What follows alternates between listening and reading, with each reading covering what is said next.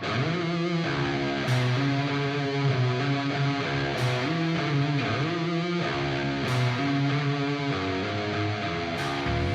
folks, we are back with another episode of the Jake Silverman Show. Jack is back.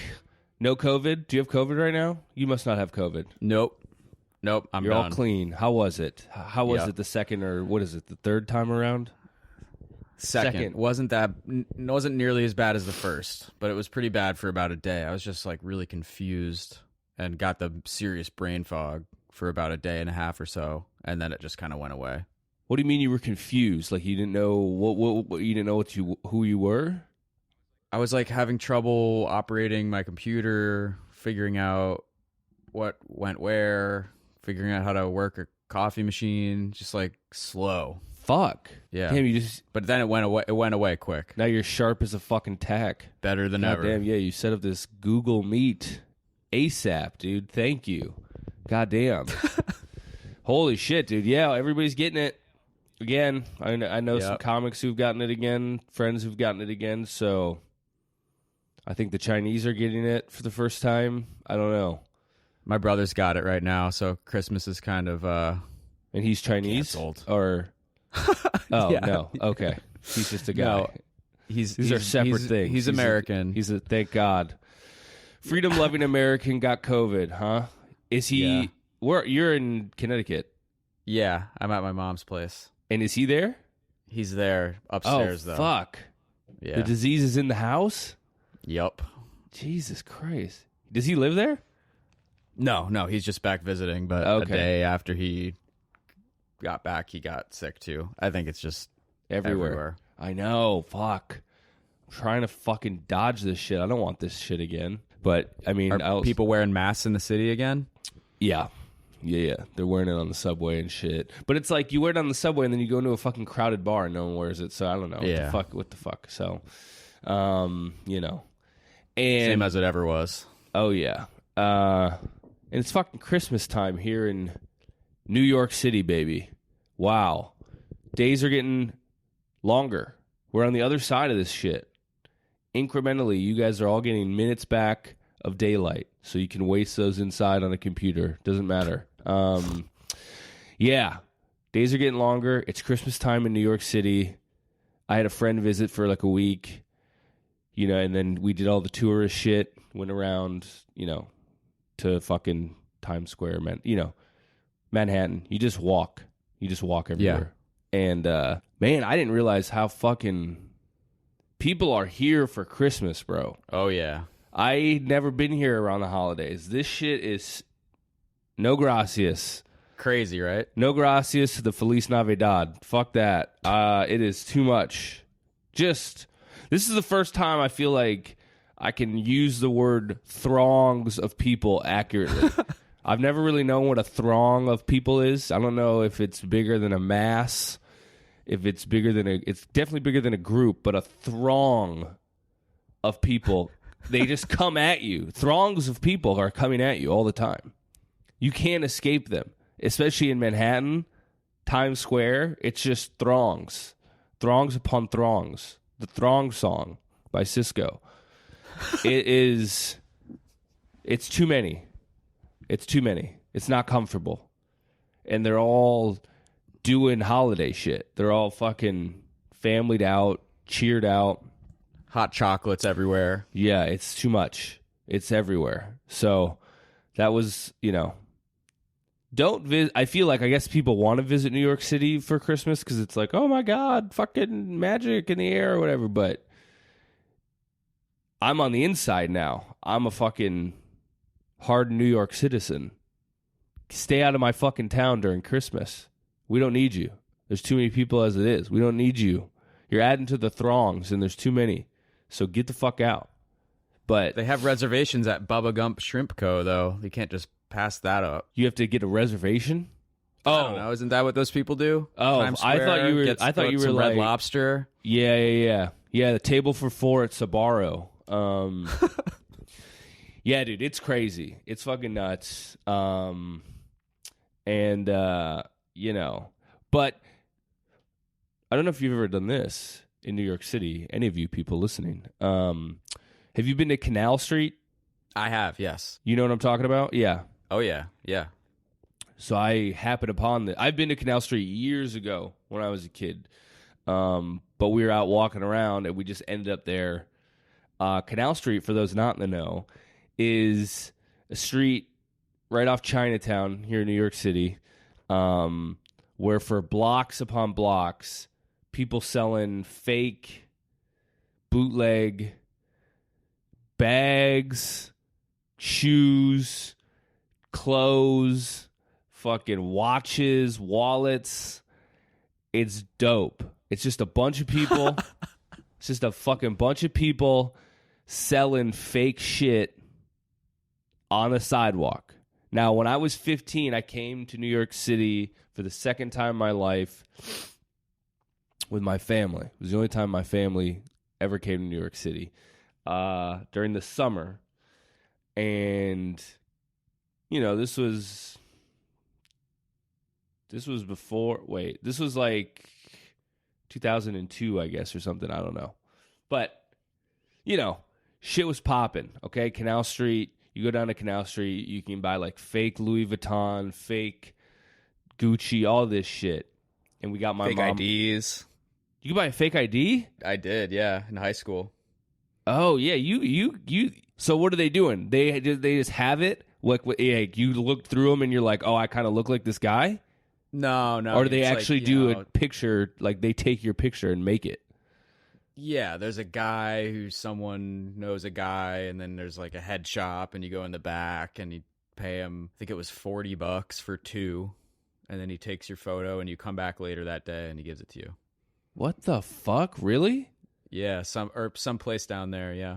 Damn. That's fucking awesome. Good for that guy. How old were you when you bought it, do you think? Are you like 18 going 17, 18. And you're getting into bars with it? It looks legit?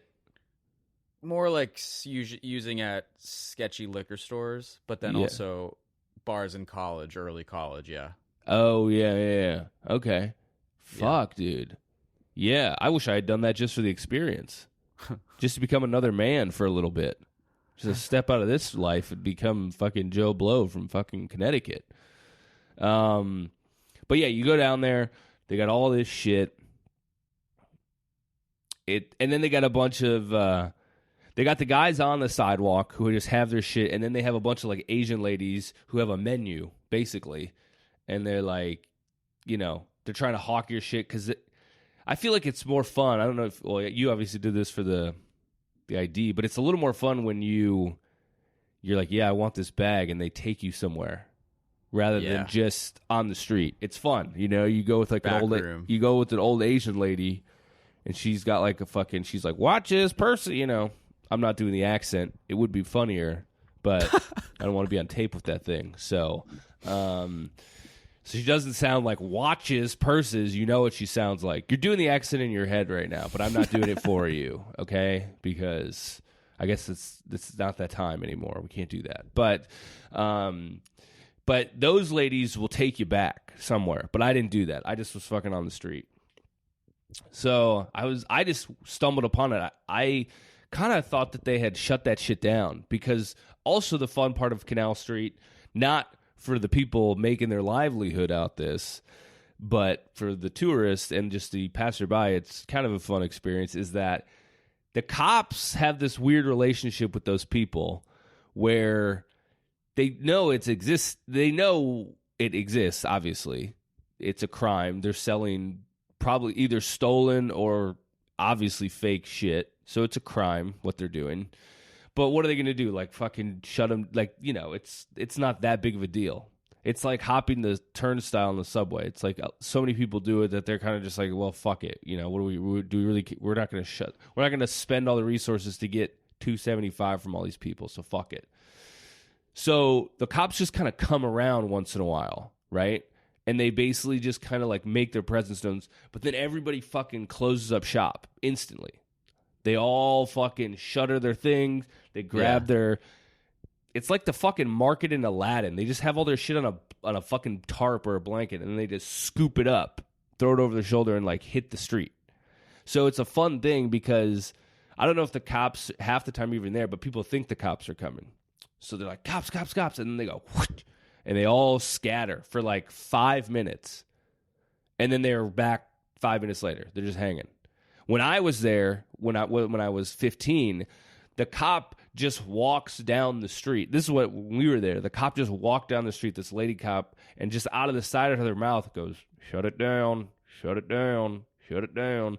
And then they literally do the formality of like closing their little window or like covering their bags. And then as soon as the cop walked past them, they were open for business again. It was all just a fucking dance, you know? It's all just a fucking whatever. So, but I was there and I was like, maybe I'll actually get my mom a Christmas gift this year, you know? So I fucking texted my mom and was like, I'm on Canal Street. What are you looking for? What do you want? And I just started taking pictures of bags. And now my mom is going to get, I've never heard of this brand. It's called Fendi. It's apparently. Oh, yeah.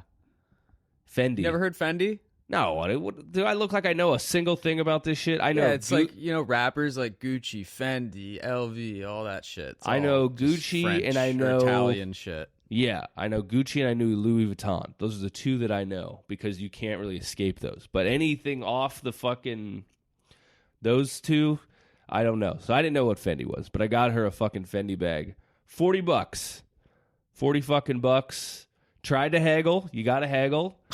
He was not having it. And then I bought it, and literally as I handed him the cash, someone did the cop thing, and he fucking was scared out of his mind and dipped. He grabbed all his shit and left. So got it. But, yeah. And I looked it up, and this bag is like, it's about $3,500 if you got the real one. Damn. Really? I got it for 40. And like, you're just like, what is the difference? Is there really a difference? No. I mean, is there really a difference? There's a $3,500 difference between these two bags. What is it? What possibly, like, what is it? What does it look like? It's like a shoulder bag. You can put it over your shoulder. It's pink. It's like pink and white with like a tan kind of bottom. I mean, it's just, I don't know. Whatever. Yeah. Yeah. I mean, I'm a fucking dude, so it just looks like a bag to me. Like, I'm just like, I have no idea what you would use this thing for. But the fact that there's, like, I'm just like, it's got, I mean, the bag I got her for 40, is it gonna, like, is it just, it's still a bag, I get, you know what I'm saying? Like, it's a fucking bag. Like, it's still holding shit. So, like, where's the $3,500 difference? Is it really, did they use a fucking, like, virgin cow for the leather? Like, what possibly could they have done that's $3,500? It's insane. I mean, I can't believe someone would fucking pay $3,500 for a bag that you, at the end of the day, still put fucking Nicorette in. You know, like you're still smoking or trying to quit smoking, or you're fucking, you know, you're. I mean, what are you doing? But yeah, man, that's yeah. I think you're just paying for the experience of going into the store on you know, Fifth Avenue or Miami Beach or Rodeo Drive, and the guy in the slick back hair and the cologne like sells it to you, and you're just don't you want an African immigrant to haggle $10 with? Don't you want that's a more fun experience? Way more fun. Whose hard price is $40. When you're like, what about 35? He's like, hell no, it's 40, and you're like, I feel bad even asking, sir. Honestly. I mean, I tried to haggle with him, and then he said no, and I was like, I'm just going to buy the thing. What am I going to fucking not get this now? I've been fucking, you know, I've been down here for an hour looking for what she wants. You think I'm going to fucking, you know that I mean, he could see it in my eyes. He's like, yeah, I'll fucking buy it for 40. Also, I feel bad. Taking $10 from that guy who's been on the street all day, worried about getting arrested, it just seems low. It seems shady to lowball that guy. I mean, I'm sure that's the game, but it's like, I don't know, I was just like, damn, dude. You're really trying to squeeze another $10 out of this guy? Like, this guy is not the guy you need to be squeezing, you know? It's okay. The $10 is fine, you know? So, got the bag. But yeah, it's a fun time down there. If you're ever in New York, just go even just to look. They got all these gaudy watches. I don't know. They're so ugly. Yeah. The watches are so fucking ugly. I know the size of like a wheel. It's right? so stupid looking. And I know dudes like that shit. Anytime I see a guy with a watch that big, I'm like, you're a fucking clown. It looks so dumb. But they got them just in a fucking briefcase. Just piled up in a briefcase so you can go. You can get your heart's content over a big fat timepiece that makes you look absolutely insane. That's a grind guy watch. Yeah. You know? Yeah, those, Hustle Inc. Yeah. wears that shit for sure. But getting a fake one of those is so not Hustle Inc. It's so funny to be like a fake hustle guy and be like, yeah, I got my shit off Canal Street. It's like, you paid $30 for this watch? I mean, those watches I wouldn't trust. I feel like the watches would break fast. The bag, I'm like, whatever. If this shit starts to unravel in a year, you got your $40 bag. Like, that's okay, sure. Whatever. But a watch is like, it's a hunk of metal. Like, if it's done poorly, it's just going to break. It's not like it's especially to make it look that stupid. It's heavy. It's dumb. Yeah. Yeah, and people can tell immediately, like, if they're actually into watches or whatever, they can just tell just from across the room that it's not real, probably. Right. You're not tricking anybody. You're not tricking me because I think, real or not, you look stupid. If I saw you, I'd be like, this guy looks fucking dumb. And then a real watch guy's like, that's fake. So you're looking for the dumb middle. You're trying to pick up a woman at TGI Fridays at that point who's like, oh my God, it's huge. Like, that's your area. Because rich you ever women, been with a manager before? Yeah. You ever fucked a guy from Chili's before, bitch? Yeah, no, you're not getting shit. So hella dumb. But fun times. Go down there, have a real experience, talk to real people, listen. And it's, I guess what I will say, around Christmas, it was fun because it was a bunch of people buying shit. So it was kind of cool seeing all the fucking people. And, they're all like trying to get their little deals and shit. But yeah, it was fun. It was fun times down there on Canal Street. Getting my New York moments in, baby. I'm fucking haggling with canal people. I got like an apartment guy who out my back window now. I see him like most days. He's like across the way from me. On he smokes cigs and feeds peanuts to squirrels off his fucking fire escape. Like, I'm getting my fucking New York linchpins of like, all right, there's my fucking fire escape guy. He's out there every day, fucking ripping cigs, and the other day he had some fucking peanuts that he was throwing down to squirrels, and he looks miserable. He looks so dead, man. He looks so sad. Just fucking, I don't know what he does. Maybe he works from home because he's home a lot, or he's, on house arrest. But he just sits out there. He's probably my age, but he looks a decade older, He's got your age. Wow. I mean, he's like he's not an old man or anything. Yeah, he's doing old man shit for sure. Yeah. He's fucking, ripping butts and fucking feeding squirrels at my age, basically. But he looks like one of those guys who, maybe he's 40, but he looks older than he is, probably because he smokes and looks like, he's fucking withered away his damn face. But so I see him, I'm getting my fucking lay of the land. I'm easing into it. That kind of cold misery is setting in hard. You're just like, oh my God, what am I doing in this fucking hellhole? Why do I live here? I'm slowly. I mean, I know you can't claim being a real New Yorker, but I'm all the shit that they tell you about. Because when I first moved here, I was like, fuck yeah, I live in New York. I was like, so.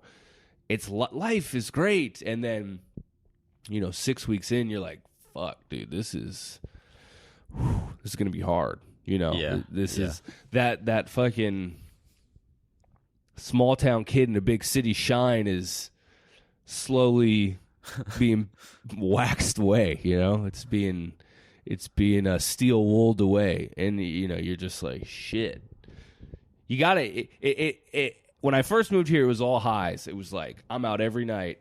And now you're out every night, but there's people and whatever, and they're, and you're like, you're not making the progress you think you are, and you're not even fucking doing comedy most nights. You're like, what the fuck am I doing here?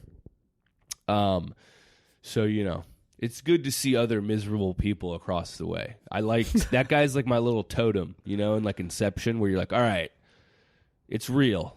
There he is, he's out there, I'm checking into reality. That guy, he doesn't like his life right now either, and that's okay. We're getting through it, So, yeah. But I did have a fun New York night the other night. Went to the Comedy Cellar for the first time here. Nice. My buddy was hosting a show at one of the side rooms, and it was like a classic New York lineup. It was like Louis Katz, Mark Normand, Dave Attell dropped in. Nice. Fun fucking show. So the Fat Black Pussycat or the Black Fat Pussycat or whatever. I always get those two mixed. Is it the Black Fat Pussycat or is it Fat Black? Fat Black Pussycat. Okay.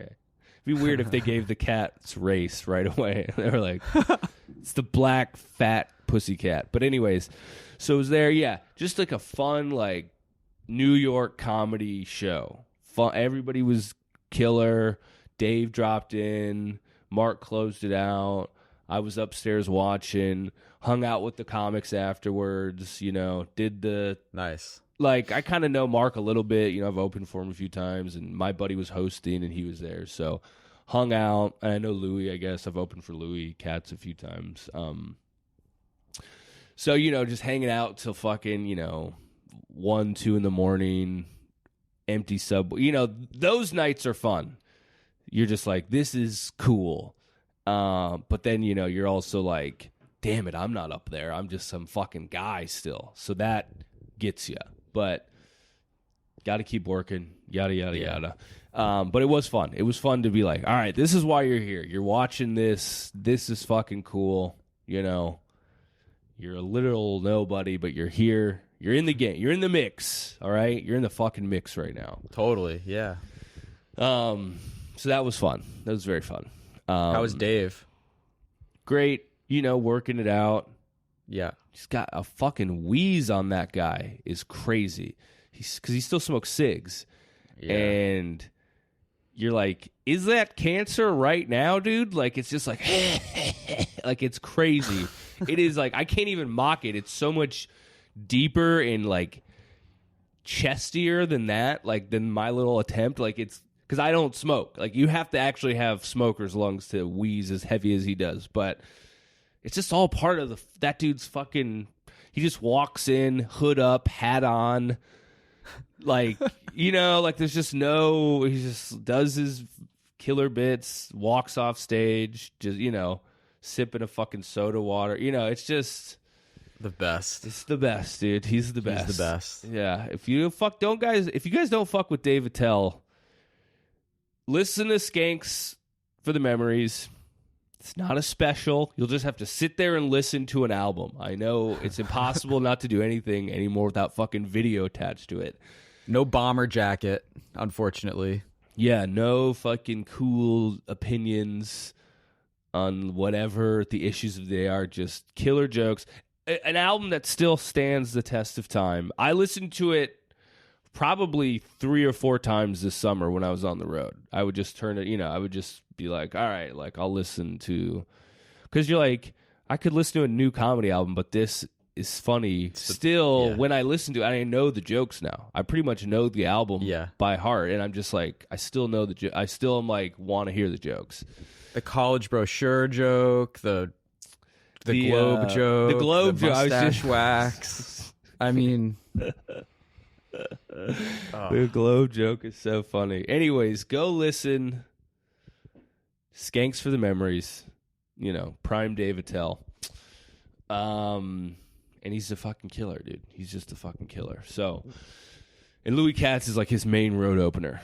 So, he's great. He's very nice, very funny guy as well. So, do the damn thing. Yeah. Get to know Dave Attell. And if he's coming to your town, just go see him. Truly, I probably talked about this when he did come to Portland, but truly, I mean, I've been doing comedy. I'm coming up to, in 2 months, I'll have been doing comedy for 10 years.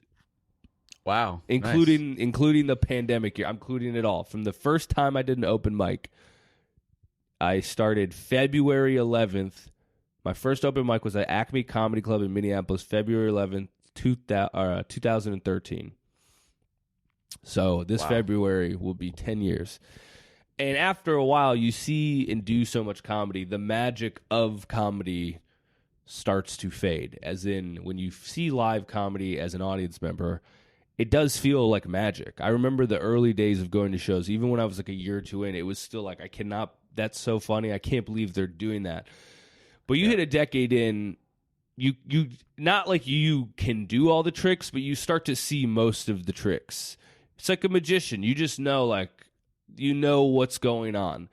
And you respect it from like a technical level, but you don't really get the fucking childlike, I can't believe this is happening. You lose the nakedness of an audience member's viewpoint. You just don't get that anymore because you do it every night. You get, oh, he's going here. Sometimes you can predict where the joke is going, even though the audience is surprised. You're like, I bet, like, you just, a second before he delivers the punchline, you're like, I bet you he's going right. And then he does it, and you're like, yeah, that's where he was going with it. Dave, I don't get that with.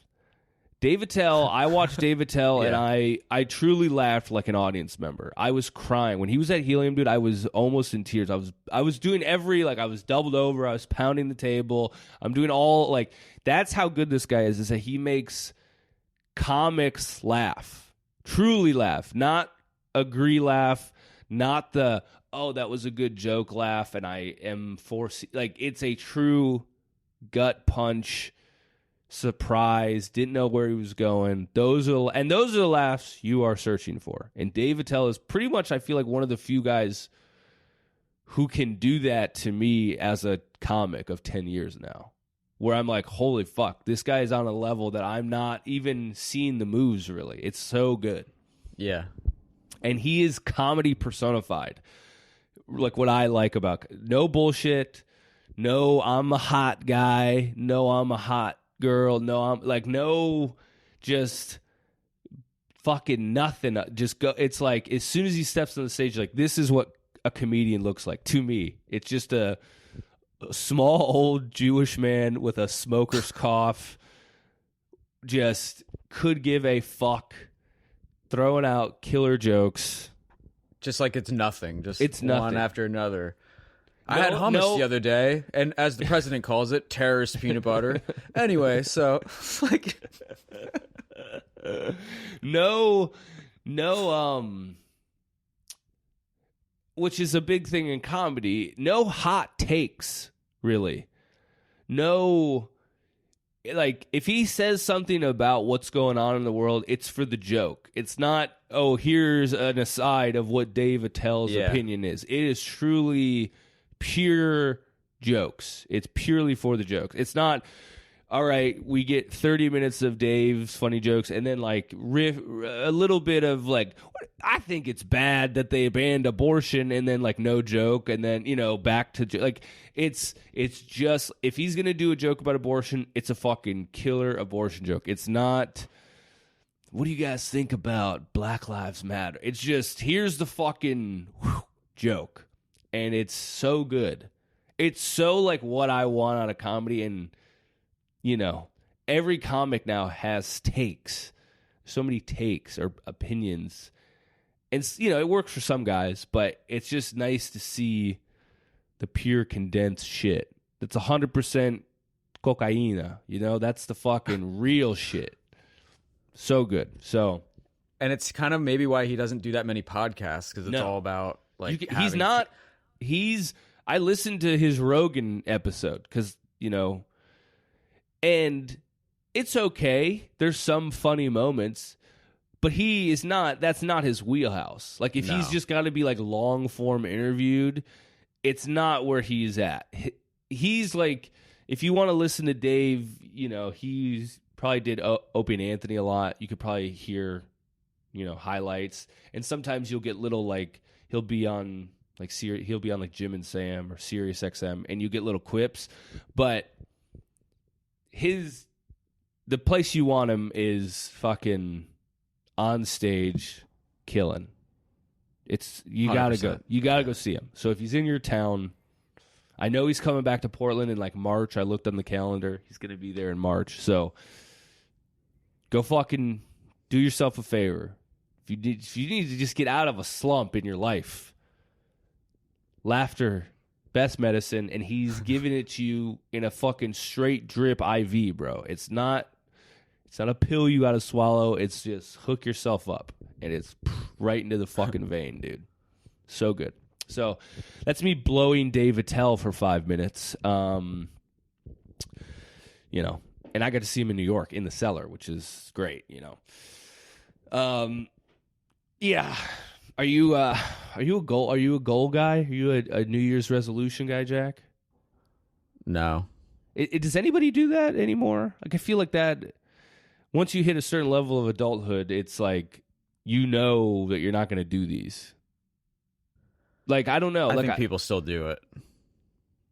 But you know that you're not going to accomplish them, is what I mean. I don't think many people are. Well, I mean, gym memberships go up. Yeah, and then they healthy food. Sure. Beer sales go down. Alcohol sales go down. Comedy. People start comedy. That's like Oh, really? Open every mics year. Get busy. Every year the open mics get busy. Wow. All of a sudden you see this whole new crop starting in January and February. You see all these people who go, yeah, I just set a goal. I'm doing comedy. And then they fucking take up time for fucking 3 months, and then you never see them again. It's too much. Yeah. It's a lot of people. Because, they saw a show and they're like, oh, my God, I've always wanted to do that. And I, jaded as I am in sound, if you have any inkling of you wanting to do comedy, I always encourage people, you should try it. Because it's like one of those things where it's such an easy thing to get out of your system and not regret that you might as well do it. There's no it's not like I always wanted to skydive and then you have to pay $1,000 and you actually hated it and you're terrified, whatever. Like, or it's such a low entry fee. You literally go to a bar, sign up for a free open mic and do it. And then if you're like, I pissed my pants, I was scared, whatever, it's fine. You did it though. You at least got it out of your system. You tried it. You go, hey, I tried it. It wasn't for me or whatever, So, I never am like one of these guys like, you fucking can't hang, you don't know. It's like, if you want to try it, try stand-up comedy. But also know that people aren't going to fucking blow you the first time you do it. I think half the people get discouraged and quit because they're like, why wasn't everybody saying how funny I was? It was like, well, A, you weren't, and B, we all know that you probably won't be here. Like, the amount of people, I used to play this game when I went on the road.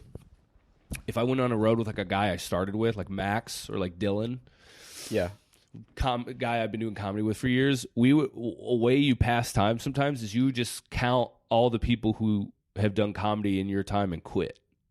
And that name, if you have a good knack for names, that list is in the hundreds of people that you have met who have done comedy, not even just like once. I'm talking like, hey, did it for a few months. You thought they were going to be around, and then they just quit. I mean, it's at 10 years, dude, you see people come and go, dude. So, yeah, no one is going to fucking suck you off just because you did it a few times. You get in the community eventually, you pay your dues. People are like, oh, this guy's serious about it or she's serious about it, whatever.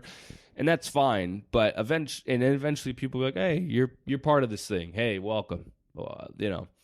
But I mean, shit, no one talked to me for months, dude. I just did it and left, or I sat in the back and that was it, So, but just the idea of a bar full of people all with their New Year's resolution to do so it is weird. just kind of funny to me. It's so funny. It's so strange. Or like they'll sign up for a class, they'll pay like $600 for a comedy class, and then that's the weirdest is like they'll do the class and then they will at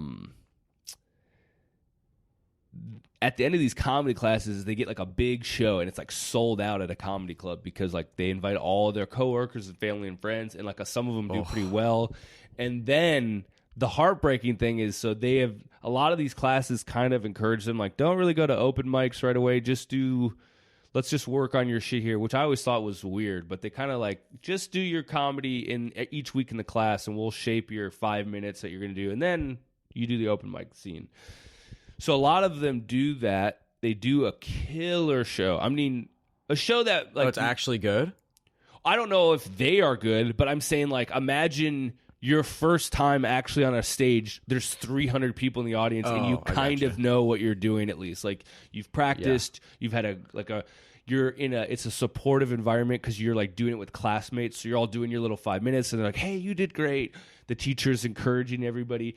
Everybody also knows what it is. It's like, oh, they just did this for 8 weeks, so there's like a lower bar for the laughs. Like it's like if you went to a comedy show and saw a lot of these sets, you'd be like, "What the fuck is this?" But they're like 8 weeks into comedy. They're so new that, and it's like, "Hey, Joe from work is here. Oh, you were funny," whatever. Like so, they have this like. They are like, this comedy is so sick, and then they come out to an open mic. It's like their first open mic, and you can see the life drain from their fucking face. There's no teacher. They don't have any of their classmates. The 5 minutes that just killed at the comedy show last week for their friends and their wives and their husbands eats shit because it's 10:30 and they are going up 32nd on an empty. Like it's. The shock to their system is so weird to see. Like they're like, what? They're like flabbergasted. They're like, this just crushed. Is like, no, it didn't. It didn't crush. Actually, it crushed in a environment that was designed set up for it to crush. But no, it's not. You're doing these same jokes on a pallet in the back of a bar, dude. While people watch the Blazers game. Like, no, it's not the same, And so a lot of people do one open mic and they're literally like, oh yeah, I'm not trying to do this. I wanted to do what I just did. I'm not trying to do this. And that's like a whole different mindset. Yeah. So, yep. The New Year's resolution boom, man. I'm sure it's the same as like gym guys who see a bunch of clowns like me going, I'm going to go to the gym and I can't lift and I'm skinny and I'm out of shape. And then they're the dudes who are there 3-4 times a week who know the real people who are working out. They see a guy like me coming, they're like, this guy won't be here in a month. I guarantee it. Because he doesn't have it. He doesn't have the fucking like stomach to be like, oh, it's a routine. The gains are slow. I thought I was going to... It's literally like when I go to the gym once, I'm like, why am I not jacked? I fucking hate the gym. That's why, like, that's the equivalent of comics. They're like, why am I not crushing? Why am I not on Netflix? It's like a guy who's just been coming to the gym for 10 years, who's got a great body, but he's just like, yeah, you're either about this or you're not. I mean, there's no... in between. You're either going to see results because you do it all the time. You can't, like, I go to the gym literally once every 3 months, and I'm like, where's my six-pack? That's literally the open micer starting, like, where's my special? And it's like, well, it ain't coming. Not if you put this effort in, bro. So, yeah, What do they do at those classes? I've never really understood that. Like, okay, here's how you be funny. Or is it just like breaking down the premise? And it's all structure. Yeah, it's like, well, you said this, which didn't make a lot of sense, or we were confused. It's all like writing, performing, feedback. So you're like, when you're talking about jerking off, but you use you're talking about using honey for lube. Like, do you actually use honey? Or what is that? Is that a joke? Like, it's all like trying to coach out the, like, what are you saying? Yeah. It's like writing class, It's basically feedback. A writing class, but also like, some of these people have stage fright. They're probably absolutely some of these people admit right off top, they're like, I don't want to be a comedian. I'm just really terrified, and this is like a fear for me. You hear that a lot too. They're like, oh, really? I don't have any interest in being a stand-up comedian. I probably won't do stand-up after this, but I'm really trying to get over a fear of public speaking, and this is like a more fun way than just taking a Toastmasters class. So some people are doing it for non-comedy reasons, and they're just like, yeah, I'll work on my bits every week, but really, like, I'm here to, like, face my fear of being in front of 300 people and having to do something. So a lot of people do that. That's kind of cool, actually. That's way cooler than fucking doing it to be a comedian, I think. It's like, oh, yeah, you're just, like, trying to be a better human. So there is like a, I don't know, a tension, but there is, like, a little bit of, like, when you hear somebody, I don't know, maybe it's older, but, like, there was kind of like a point of pride of like not doing a comedy class. Like there was I'm like, sure, yeah. It was kind of like this division of people who would be like, "Oh, you did the class," or like, or if you meet a guy, you're like, "Oh, you teach a comedy class," you know, because in some way or another, comedy, like most arts, I mean, maybe not even most arts, but comedy for sure is an art that it's just time on stage. So this like idea that a class can teach you how to be funny is a little like ridiculous in some ways. You know, you're like, so you did 8 weeks and now you're like, you know, it's kind of like, what does that make you? You're a comedian now. You're an 8-week comedian. You know the secret of like, you know. So people get a little, and you know, some of these comedy classes, they are like $500. They're not cheap. So you know, and if you teach them, you can make some decent money. And sometimes, you know, you'll meet a person who teaches comedy class and you go, but you're not that funny. So why are you teaching a comedy? You know, like you're like, what are you, like you haven't figured it out really for yourself yet. Or you're not a master of the craft. So I don't understand why you're teaching it, you know, but. Right. Yeah. You know, they let substitute teachers teach school some days. So I don't know. I mean, you know, they let a guy who just wants to put a movie on teach the kids of the future of America. So I guess anybody can kind of teach a comedy class. I mean, I know there are some people who are good at it, and you know, they probably have a curriculum and they know like how to do it. I don't think I would really want to do it, but you know, also if someone was like, "We'll pay you $1,000," I'd be like, "Yeah, I'll fucking do this. Sure, whatever. I need the money." So I don't know, but it's strange. I was actually, me and Hunter did our apartment show at his apartment last week. Did not enjoy it that much. It was not that fun. Boy, man, you can take the Portland out of the boy, but you can't have the boy escape Portland, I guess. But because these people, that's not funny. It was just funny. It was just a little bit of like, I guess this is just like a national. It's like an archetype of a person. It's a type of person. So okay, so Hunter and I, my good friend Hunter, were reunited. We put on a show here at his apartment, and like the event itself, I would say was a success. We probably had 40 people in an apartment. You know, like people were there. They were like, you know, they showed up. We like, you know, whatever. Like, so like, you know. Two guys pretty new to the scene. Like we got a good comedy lineup together. People were there. Good environment. The people who Hunter's roommates and him like made the shit look nice. Like it looked dope. Like it was like, it did look great. Yeah. This was like, it was like gonna be it was like a sick place for a show to happen. And you know, Hunter and I went up there and man, it was just a cold ass response. It was just like. And some of it I do think is that, like, are we supposed to be loud? It's not like Hunter and I we're just doing dumb, stupid, silly shit. Like, we're not really saying anything, like, edgy. Like, we're just being dumb guys. And, yeah, it was just kind of like, I don't know. There's sometimes you just go on stage and immediately you kind of know, like, all right, this is going to be work. Like, it's kind of hard to explain to people who don't do it, but there's like you kind of develop like a sixth sense where you just have a pretty clear idea right from the jump, like how this group of people will respond. And we did a sound check. We're like, hey, the show's going to start in 10 minutes. And even that was like a very cold response. And I, from that, was like, these people are going to be difficult. Like, they're not. I was just like, it almost seemed like they were like, oh, yeah, the comedy show. Because we were all hanging out for like an hour. We were like it was like a holiday party, basically. People were drinking, music was on. And so it just kind of seemed like they were like, oh, right, this is actually the reason we're all here is for a comedy show, not just to hang. So it just seemed like right away it was like, all right, this is like, I thought they were going to be like, fuck yeah, this is like why we're here. And they were like, right, okay. Like it was just a very polite, like, all right, the comedy show is going to start in about 10 minutes. Cool. You know, so it was like, I was already like, fuck. Because you want them to be excited. I mean, you know, like. But they came to a comedy show. You want some energy. It's not like you're springing it on them.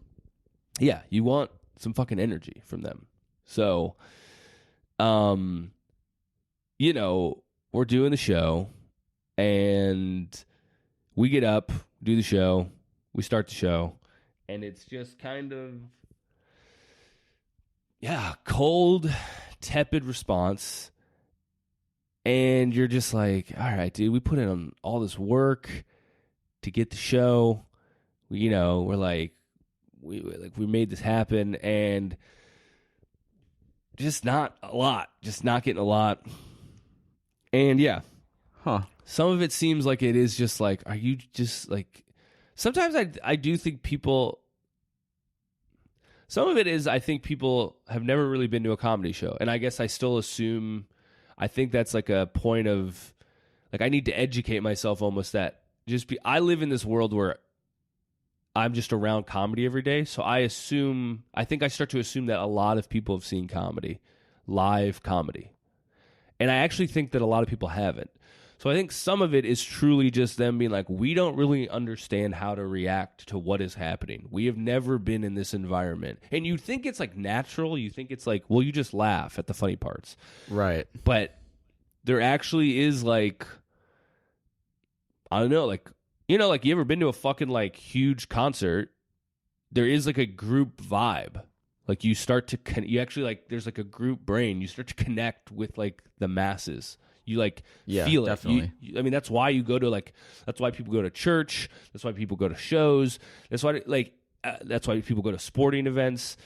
It's because it's not just a bunch of individuals watching the thing and they happen to be next to a guy. It's like you start to feel the group takes on an energy of its own. That's how a fucking mob starts. It's not, you would never fucking do some shit that a mob is doing on your own. You would never fucking just break a window if it was just you, but you get 30 guys doing it. You're like, yeah, I'll fucking throw a brick. Who cares? Like it's a fucking, you link up.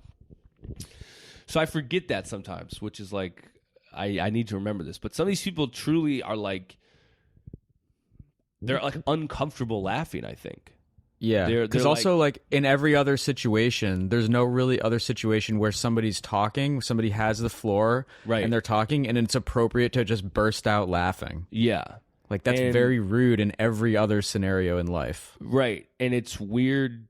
Also, this isn't a dark comedy club. This is a, it's not. It's a low lit living room, but you can see everybody's faces clearly. It's not like they don't even have the anonymity of like, all right, we're like hidden.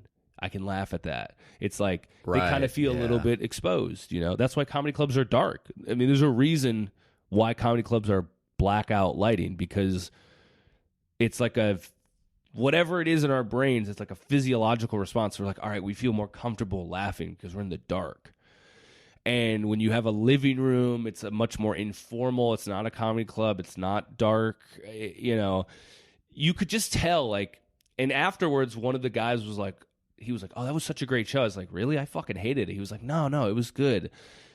And he was just like, no, it's fine. It's just that people don't know what this is. Like, I had a bunch of people come up to me and go, that was such a fun show. You guys were great. I was like, no one laughed. They're like, no. Like, it was this like, we didn't laugh on the outside, kind of thing. It was like a very weird, and it didn't seem like they were just being polite. They could have just not said any, like they went out of their way to be like, we had a great time. This was a fun show. I hope you guys do this again. And I was like, me and Hunter were like, we want to kill ourselves. Like, I hated this show. Like, I hated this. They eventually, kind of by the second half of the comics, started to warm up and started to kind of be an audience, I guess I would say. Like, they kind of coalesced into like, hey, we're an audience now. But that first half was like Hunter and I did a host set, and then like the first kind of couple comics didn't get the energy that you would expect from like, yo, dude, we're at like a fucking cool indie living room DIY show. Like, you guys should be like pumped. This is supposedly what you guys are into too. Like, you guys are always talking house about show, man. Yeah, it's like a fucking DIY art space and like whatever, and but just not hyped. Just did not get that hyped, and so that was a little frustrating. Maybe it's just like a different way of consuming art. Like, you're in a museum, you're just looking at a painting, like, huh. I think so, really and like that. I think, it's a bunch of like cool white people. It's not cool to laugh hysterically ever. Yeah, it's just like they're like a little shut down. I was like, I think I wished people like I was like, hey, happy Hanukkah. Is there any Jews here or whatever? Just like trying to get the room started or whatever. And a couple people said something, and Hunter and I were doing this like stupid thing about like one of the slurs for Jews is bagel boy, which is such a funny. Really? Yeah, like it's a funny slur. Like if anybody ever called me like, hey, fucking bagel boy, I'd be like, are you serious? Like I know what you mean. Like I know you think you're insulting me, but this is like a joke. Like this is so stupid that you think this is like, yeah, I'm offended or whatever. But like I asked a lady who was identified as Jewish. She was like, oh, I'm Jewish. And I was like, I asked her like about bagel boy. And she said something, I didn't hear it. I was like, "Oh, what did you say?" And she goes, "Oh, I can't say it again." Like she was so like worried and like about being on the spot and saying anything. You know what I'm saying? So that's the type of person it kind of largely was. It was just like I was like, it wasn't me trying to roast you. I was like, "Oh, sorry, what did you say?" And she goes, "Oh, I can't repeat it." Like she was like, it was like a guffaw. She was like, "Oh, I said it once. I can't say it again." It was like, you're an adult. Like, what are you doing? You know what I'm saying? Like, you're just like, yeah, you're a grown woman. Like, these are not, no one is going to die. You know what I'm saying? Like, it's hard to like pin these people down sometimes. You're like, do you understand? Like, you're an adult. We're in a room together. We're all trying to just have a good time and laugh. And to them, I think there's still this like, yeah, we're here to laugh, but there's also certain things that like, we're not really laughing about, or we're still going to be respectful and serious. It's like, no, the whole point of this is to like drop that for an hour. You can be that the rest of your life. You can not, you don't We're need setting the space up for you to. Right. Like let your guard down. And I think some of these people truly just have like a trouble being like, you're right. It's just jokes. We're just having a good time, and like, I don't know.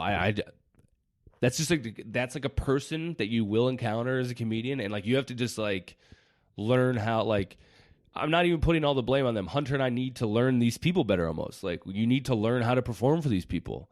It's just like you need to learn how to perform for like a black audience or a fucking like a conservative. Like it's just like these are another brand of people that we're not gonna like. They're not gonna change themselves overnight. They're not gonna like. I wish they were just easier to do comedy for in a way. Like I wish they were just like. Guys, it's okay. Because it does truly feel like they're not even... It sometimes feel like they probably do think what you're saying is funny, but they truly are like, I cannot bring myself. And it's like they're so just tight. You're just like, guys, like, fuck, loosen up a little bit. And I bet you your life will be more enjoyable. Like, I don't know. It's just like a weird... Because you start to say this, and it sounds like... I feel like sometimes it sounds like, oh, you just didn't say funny things. And I'm like... I know the difference. Like I said, I've been doing it for 10 years. I know the difference when a joke just bombs. Like I've had that so many times. You develop a pretty good instinct of like, I know they're not laughing because it wasn't funny. Like there's just a certain silence that right. Like it's just you a blank stare back, incomprehension. Yeah, like what is he saying? You know what that is. Any comic who's been doing it for a few months will be like, I kind of am already developing my sense of like, oh, they didn't find that funny. But then there's a different thing when what I'm talking about, which is like they may or may not find it funny, but whatever they're giving you back is like an energy of like, should we be doing this? Like it's almost like they're like questioning the very existence of what is happening. They're like, is this okay? Like, should we be here? Like, where's my place in this? What should I be doing? Like, there's a like a confusion in the air of like what we're all gathered here to do. And that is a very different feeling than, oh, a joke didn't work. Because that is like much easier to deal with almost. Because you're like, oh, I said a sex joke. They don't like dirty tonight. You can just tell. Like, you can tell very quickly, like, they're not going to do dirty. This is like, are jokes okay? Like, it's like a questioning of a joke itself. Or, like, the ability to joke. Like, is it okay that we're all joking right now? Like, that's like almost, it seems like that's almost under, like, interrogation for these people. For this type of person, I should say. Is like, are we supposed to be doing this? Can we do this? Is this like an appropriate thing? And they seem to be overly involved in the moment. Like they're very like, what should I be doing right now? And it's like, it's very simple. If it's funny, just like, A, let your guard down, relax, chill out for a little bit, like get into a space where you're okay. And then laughter is natural. So if it's funny, you'll know it's like, it's going to just be, like it's, these people almost like take a joke and instead of letting it hit their gut, they go, I have to analyze this with my brain. Like, and they go through filters. They're like, is that appropriate to laugh at? Is that like, it's like they take like a laughter through their head, and the best laughter is through the gut. Everybody knows a guttural laugh versus like a clever remark laugh. Like you just know it. Like a fucking joke or someone's face or something that hits you in the gut is like, it's an immediate reaction. These people, it's like, before it goes to my gut, I'll have to think about that for a sec. And it's like a totally different type of vibe when it's all people like that. Sometimes you get a mix. You get the fucking, I'm just here for a good time, belly laughter, and you're like, this guy is great. He's just loving life. And then you get some of the head thinkers, and you're just like, all right, these people, we got to we have to finagle them a bit, I guess. But when it's a whole room of that, it's weird because you're like, God damn it, you're processing too much. Just let it come to you, guys. I guarantee it'll be more fun for you and for us if you just let it be. Just it is what it is. It's a comedy show. Not much more to think about right now. If it's funny, it'll be funny. If it's not, but you're like setting up a wall between that now. It's like, but I'm here and I need to figure myself out. And it's like, nah, you don't. You'll be fine. I guarantee you will be fine. I've never seen someone start bleeding from a joke that didn't work or a joke that was even offensive. No one is dying here. So that was a little frustrating. And I guess it's like analyzing how their reaction to the joke will reflect on their own image. Yes. Like people who are really cool and like put together and hip and like doing all the cool stuff in Brooklyn or wherever, they care about being cool. Like I'm not trying to like, it's not throwing shade on them to say that, but it's true. Yes. So like, no, they're there with their peers and they don't want to be, how is this going to make me look? And it's just, I think about that too. How's it going to make me look? But it's like, once you just let go of that. Yeah. Well, you're on acid at a fish show. It's a little easier to fucking let go, You're just, that's true. You're losing your fucking mind in the fucking Wawa or whatever you're good. But yeah, no, these people do. They care about coolness is like a thing to them. Coolness is a thing to everybody, really. Like, but that type of like cold, kind of like, it's like passive, yet it's very assertive and aggressive in some ways. You're like, yeah, it's like I don't really care, but I actually deeply care. And if you say anything that is like against my beliefs, I might actually like lose my fucking shit on you. But it's like the facade of it all is like, but like it doesn't really matter. Like, no, it's like this thing where it's like nothing really matters, but if you say a single thing that's out of my ideology, it actually really fucking matters, And that's a weird place to be with comedy because you're like, well, guys, it's a very like flowy thing here. Like I might say something 1 second that you totally agree with, and the next you totally disagree with. But the point of it is to laugh. The point is not to like. This is not the UN. I'm not giving a speech. I'm not like dictating public policy. You understand? And I feel like a lot of them are like, what's the deeper meaning behind what you're saying? Is like, I'm trying to just get you to laugh as hard as possible. That is the only meaning. That's what I need. If it has a point, sure, it has a point. But the point of the point is laughter. It's not to end at the point. It's not, who the fuck cares about the point? Yeah. The point only serves to greater the laughter. It's not the other way around. It's not the laughter is here to deliver this nice little point. It's if I'm making a point about the world, that is only there to like see it's true, which is funny. It's not like I'm just here to drop a little truth bomb and if it's funny, it's okay. It's like no. The truth is a tool to make it funny. People say true things that are funny, so you will laugh. But anyways, that's a whole rambling on lighten the fuck up and unclench your assholes, and you'll be a better audience. And I will learn your ways, dude. I'm like a fucking white savior on a native island. I will come and I will ingratiate myself to the Brooklyn native and say, what? No one's native to fucking Brooklyn who is at that show, I guarantee it. But they're all from like Arkansas and shit. But yes, I will learn your ways. I will become, whatever. So anyways, that was the show. First comedy show produced. Is what it is. Whatever, that's life as a comedian. But I think that's our show. We wrapped this show up talking about a show. So there we go. Merry Christmas, I guess. It's going to be Christmas by the time people might listen to this, I think, or like the weekend of Christmas. So happy Christmas. I will be alone in New York City. So if you're with your family, they all have COVID, stay away from them.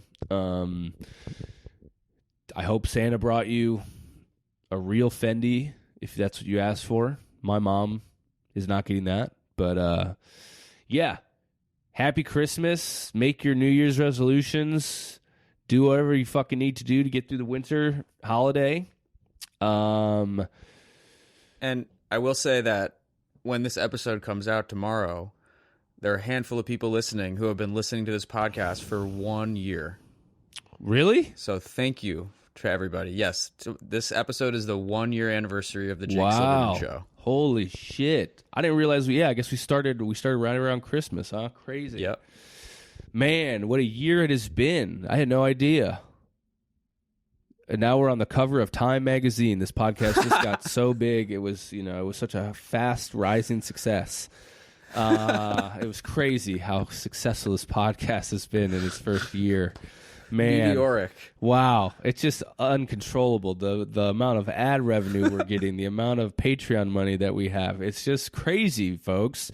Well, yeah, thank you. That's great. Thanks for reminding me, Jack. Yes, thank you for listening. All of those who do, each and every week. I think I know most of you personally. So thank you. Seriously, you know how much I need this. Yeah, Merry Christmas, Happy Holidays. I don't really know. The next few weeks are all a jumble because fucking Jack is going down to fucking Africa, folks. So I think you and I will be together at least one or two more times, Jack. Yeah, definitely. Okay. All right. I'm not leaving. I'm here and in touch until January 10th. Okay. And then you're going to where? Kenya? Ghana. Ghana. Hell yeah. West Africa. West Africa, baby. Hell yeah. You're going to your native land. We're all returning to Mother Africa in some way. That's where we were born, Jack. I know you don't believe in evolution, but, the science is out there. So, all right. Well, we'll be back then with Jack and I. I have some guests coming up. While Jack is away, we're going to do some guest episodes.